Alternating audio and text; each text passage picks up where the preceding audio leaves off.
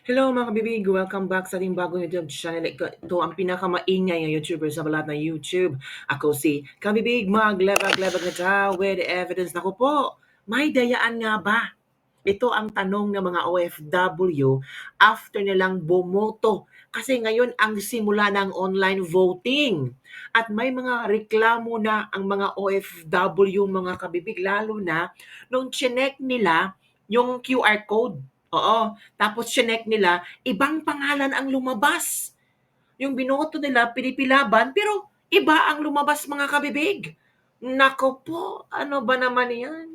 May mga ibang OFW na napupunta na sila sa embassy para magreklamo at the same time, nangangailangan sila ng explanation hinggil dito kung bakit itong mga politikong ito ang lumabas na hindi naman nila ito binutuhan. Nako mga kabibig, meron akong nakitang ano ba, ang dami mga kabibig, oh. Sa Channel 167, opo mga kabibig, itong si Channel 167, meron mga screenshots na galing sa mga OFW. Oh, ito ha, i-share ko sa inyo. Mga gawa-gawa, hindi naman to gawa-gawa. Yan natin ha. Ito ang Channel 167. Ito same issue. Di na siguro maituturing na isolated case ang mga ito. Ano po? So ito yung binutuhan. Review your ballot. Yan ha. Yun ang mga binoto niya. Tapos, party list nila Duterte Youth. Tapos, mga kabibig, yan. Check na. Ballot list, ballot review, confirmation. Tapos, mga kabibig, ito na, result of your vote, look up. Ito na nakita nila, no? May mga ballot content. Ito na yung laman daw. Abu Dhabi ito. Senator, kita nyo naman ha. Tapos, ang nagpakagtataka is bakit may Manny Pacman? Manny Pacquiao Pacman. Nagtaka, Partido Federal Pilipinas, Villanueva Mar Manibela. Bakit may independent, na-shock ang mga tao kung bakit mayroong Pacman, Pacquiao. In fact, mga kabibig, hindi niya binoto si Manny Pacquiao. 'Di ba? Wala diyang Manny Pacquiao, pero dito mga kabibig, may Manny Pacquiao na nakita sa result of your vote look up. Ito yung this is your ballot content. 'Di ba? So nagtaka ang mga tao, nagtaka ang OFW yung ito. Hindi lang itong isa ha, meron pa mga kabibig, meron tingnan natin ha. Ito ito. Ito daw yung ito yung mga ito yung may bibisita sa Philippine Embassy kasi naguguluhan sila. Martinez Eric, may mga pangalan diyan. Ay hindi yan kabig. Hanap tayo ng iba. Ito rin. Ito rin sa kanya. Shinare ng mga netizen ha. Ito yung binutuhan niya. Ito yun ha. Vote for 12 for 369 Bundok, De La Rosa, Go, Hinlo, Honasan, Lambino, Marcoleta, Marcos, Aimee, Mata, Kiboloy, Rodriguez, Salvador Philip. Ito yung binoto niya. Ang kanyang party list is PPP. Tapos, si Soto ang lumabas dito. May mga Amira pa, Makabayan, Coalition ng Mamamayan. Ito pa kabibig, tingnan nyo. Jose Reli Jr., Partidong Demokratiko Pilipinan. Nagtataka sila kung bakit yan ang lumabas, mga kabibig. Martinez Eric. 'Di ba? Na hindi naman si Eric ang kanyang binutuhan.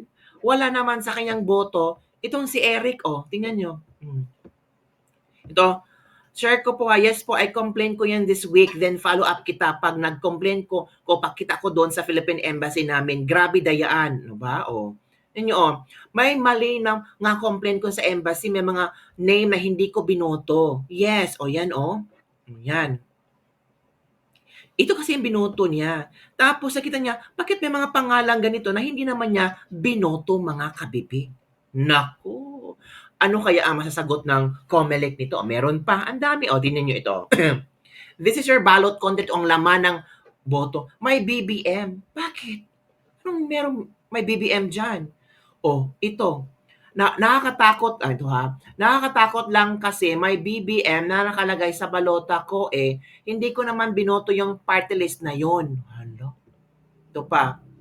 Yan, may ganyan sa balota ko, number 7 PBBM, kahit di ko binoto. Mga komento ito ng mga netizen ha. Hindi daw ito binoto ng isang OFW, pero bakit daw nasa ballot content pumasok, mga kabibig? Ito pa mga, ito tingnan nyo ito. Hindi yan, yan, mga information yan. Ito, Comelec, ito pa, Comelec, yan, Ito yung Doringo Nanay Mimi. Sino yan? 'Di ba? Tulfo Ben Bitag. Pero, may Arlene Brosas. 'Di ba? Pero, ang kanyang binoto, ito, yung PDP Laban. Done na po, pero ibang lumabas sa ballot ko after checking QR code. Di ko lang masend yung screen video recorder ko. Yan. I'm trying to send you, but message could not be sent. Quite crazy and so messy yung ballot po. Yan po, ganyan po pag open ko ng ballot content, ganyan ang lumalabas. Di ka naman yan binoto. Doringo Nanay Mimi. Yan daw. Ito daw, mga lumabas sa ballot niya. May Tulfo Binbitag, merong Arlene Brosas, yun mga kabibig. Yun ito yun mga kabibig, ito din Huwag kalimutan mga kabibig ha. Huwag kalimutan. Huwag kalimutan mga OFW natin. Hunasan, Nambino, Marcoleta, Mata, Kibuloy, Rodriguez, Salvador, Partilis, Ipanaw, Sambayan. Nan. Bundok, De La Rosa, Go, Gonzales, Hinlo, Hunasan, Nambino, Marcoleta, Mata, Kibuloy, mga kabibig. So yun na nga, ang mga komento at mga screenshot na galing sa mga OFW, mga kabibig. Sabi naman ni Jimmy Bondok, nag-file na kami sa Supreme Court to stop online voting. Sana dinggin nila. Ito basahin natin ha. Sir, sana nga po, and I hope we can re-vote again pag ma-stop. Ito na. Habang maaga, kumilos kayo mga PDP Laban. Kasi ang mga abogado kayo, huwag maging parang bading dating gaya ni Sinibunggo, masyadong malambot, di masisindak mga kalaban, at Senator Padilla na di madadala sa paiyak-iyak. Encourage them to take another cellphone to take video while they were voting for documentation purposes. Diba? Dapat may hawak kayong ebidensya, punta agad sa embassy. Kung hindi aksyonan, go to the police to complain. Huwag matakot, basta may evidence ka. Singapore law is very transparent. OFW in Singapore, huwag matakot, basta may ebidensya at nasa tama kayo.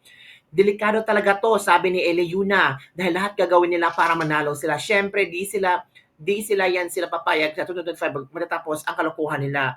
Sa dami ng mga illegal ginawa nila sa COMELEC, pabadi na natatrabuhin, tauhan din nila si Garcia. Huwag naman po sabihin natin tauhan, 'di ba? Garcia is doing his job naman, 'di ba? Di nila ibigay sa taong bayan kung sino ang nais namin iboto. Pambira, ayaw lumalaban ng patas ang gobyerno na to. Dapat ma-actionan agad. Yan ang mga komento. Same din po, I tried to write yung nasa content just to check if eksaktong 12. Baka kaso listahan lang yun ng mga papipilian. Pero it's 12 exactly. Tapos, ang tumama lang si Bongo at Norbito Gonzales ang nakuha sa mga ibinoboto ko. OFW from Qatar, just finished casting my vote. Ooh! Hala, nga na mukhang masayang ang boto para sa PDP Laban. Kumilis ng attorney Bundok na magagaling dyan PDP. Hindi maganda itong botohan. Bakit PDP ang binoto na punta sa iba? Naku po, mga kabibi. Ano kaya ang inyong komento dito sa mga ipinakita na mga screenshots ng mga OFW? At may action ba gawin ang COMELEC hinggil dito? Para naman para masagot ng COMELEC kung ano ang nangyari, 'di ba? Para para i-explain ng COMELEC kung bakit yun ang laman ng kanilang tawag dito, yung kanilang ballot content, the ballot content na iba naman ang kanilang binoto pero iba ang lumabas sa ballot content nila. Sana ma-explain yan ng COMELEC para walang ibang, para ang OFW ba, yung mapanatag ang kailang kalooban, di ba mga kalipid? Naku, ano pa kaya ang mangyayari? 'di ba? Ano pa kaya no ang mga reaksyon ng mga OFW? Kasi sila ang unang bumoto mga kabibig. 'Di ba? Sila ang unang bumoto mga kabibig. Kaya sila talaga ang nakakaalam kung ano ang nangyayari. 'Di ba mga kabibig? So, sana ito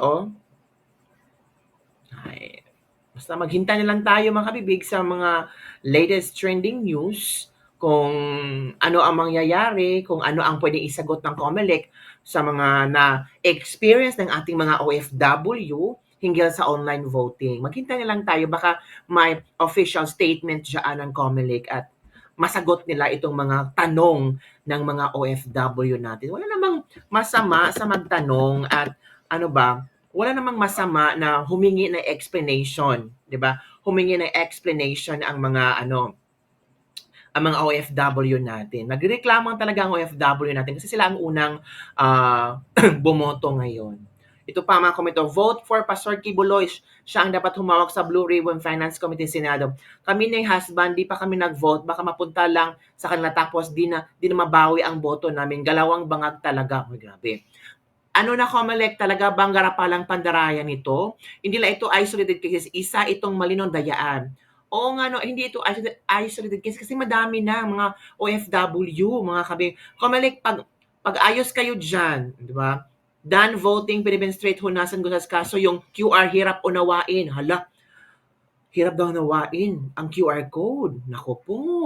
Kaya nga yung iba, kina-screenshot nila ang QR code, tinitingnan kung bakit may mga pangalan ng mga politikong hindi binoto nila ay nandun sa QR code pag scan nila. Kaya nga nagreklamo yung ibang mga OFW. Ay nako mga kabibig. So ano ang iyong komento tungkol dito mga kabibig? Comment down below and don't forget to like, subscribe. Kung ikaw OFW naka-experience ka rin ng ganito, comment ka dyan. Diba? At meron bang explanation ng embassy ninyo? Kung dapat puntahan nyo ang embassy ninyo, humingi kayo ng explanation kung bakit ganito yung laman ng QR code ninyo. Yun po kabibig, don't forget to like, subscribe, and share this video. Bye everyone! See you next time!